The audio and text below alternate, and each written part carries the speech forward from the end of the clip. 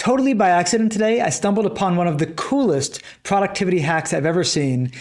And I'm guessing that 97% of you, like me, had never even heard of it, despite the fact that it's been around for over 25 years.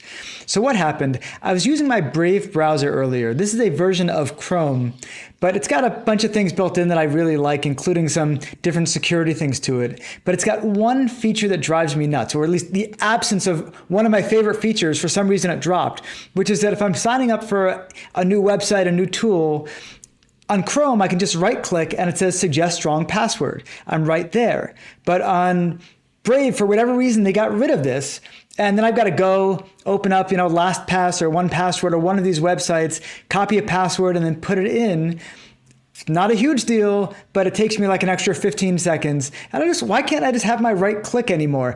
So I asked Claude, I said, is there any way to be adding this back or have anything like this? And it told me about something called a bookmarklet. Now, I've never heard of this. I'm guessing you haven't either. A bookmarklet works just like a bookmark on a browser, except that normally a bookmark takes you to a URL. A bookmarklet also sits in your bookmark bar, but it's got a little bit of JavaScript that does something.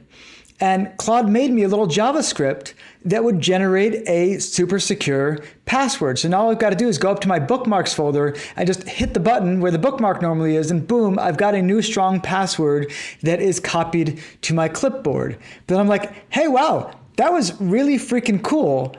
What else can you do with these things? Give me 20 other ideas. And it started just listing out ideas of other things that it can build. A lot of them are standard, exist elsewhere. Some of them it just kind of came up with off the top of its mind. And I started doing a whole bunch of them. One thing that I don't like, I tend to read things in dark mode. I don't like a lot of light shining into my eyes. And there are extensions that will turn your browser dark.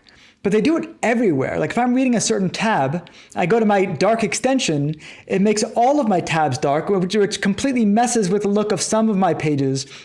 Basically flips the colors on all these pages. So it improves the tab I want to fix, but messes up the rest. Now I added a dark mode bookmarklet to my bar, and now it just turns this tab only dark while leaving the others unaffected. Then I have another one now that's sepia. If I don't want to go all the way dark, I can at least tone it down and go with a sepia look. Another one that I really like is eyedropper. So I do a bunch of design work. Eyedropper just lets me click this and choose any color on any website that I'm on, and it immediately copies it to my clipboard. So if there's a color I like, I want to be using it, or I'm editing my own website and like, hey, what color was that? Boom, hit eyedropper, click the spot, and I know which color to make that next thing on my website.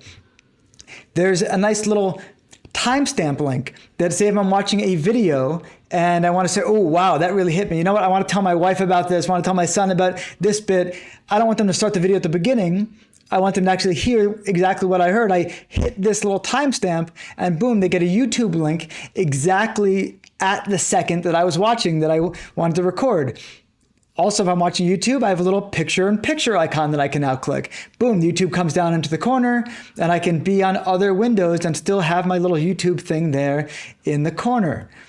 What was amazing is just how shockingly easy it was to create things. For instance, one of the ones it suggested was a copy clean text, which is great. You're in a browser and you've got certain text that you want. You don't necessarily want the font. You don't want all of the layout. You don't want the underlines and such. So you copy it and it just gives you clean text so you can put them into an email or something and it'll just match the style of whatever you're posting into.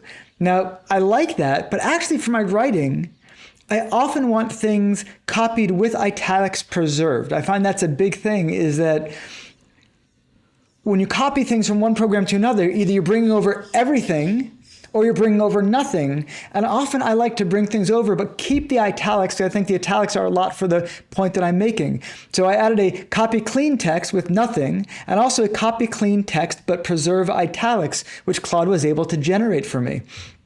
Overall, I had Claude generate 92 of these, and I just stuck them up on my website. You can just go there, see the page, and all you do is you find anything you want. They're sorted into a bunch of different categories, and just take them and drag them into your bookmarks bar, and they're just going to sit there. Or do what I did, make a folder on your bookmark bars where you've got all these little tools sitting there, and then there's, boom, they're there. They're one click, and they do all of this really cool stuff, including one that creates confetti all over the page, which I have no use for, but it's cool for the video. So if you want this, just go to davemason.co/bookmarklets. That's BOOKMARKLETS. And just take anything you want. They're totally free, no sign-in necessary.